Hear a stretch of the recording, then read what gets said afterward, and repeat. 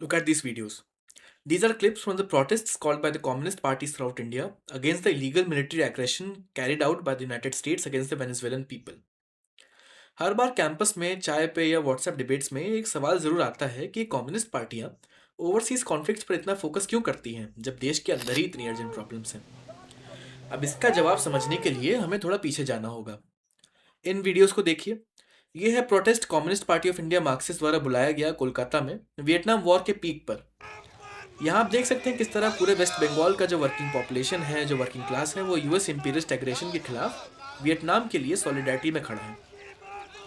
फिर ये प्रोटेस्ट देखिए, ये है चाइना के वियतनाम इन्वेजन के खिलाफ। समय में थोड़ा आगे जाए तो आप देखेंगे इराक वॉर के खिलाफ डेमोन्स्ट्रेशंस भारत में।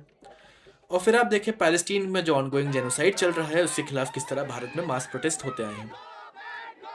Different decades, different countries, but same slogans and same red flags.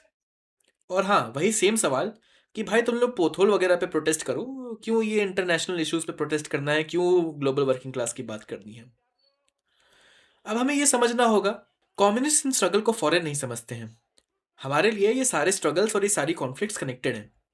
Communist politics की फाउंडेशन है वर्किंग क्लास इंटरनेशनलिज्म, यानी दुनिया भर के मजदूर एक हैं।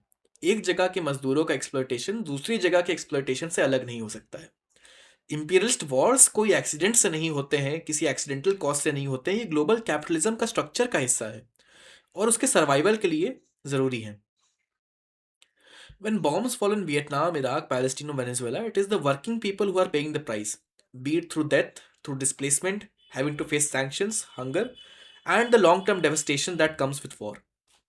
The same system that exploits labor at home wages war abroad to protect profits.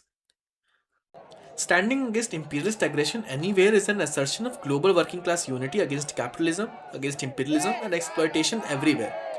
It is a reminder that emancipation cannot be national and isolated, it has to be international and collective. This is why these protests matter, this is why they have always mattered.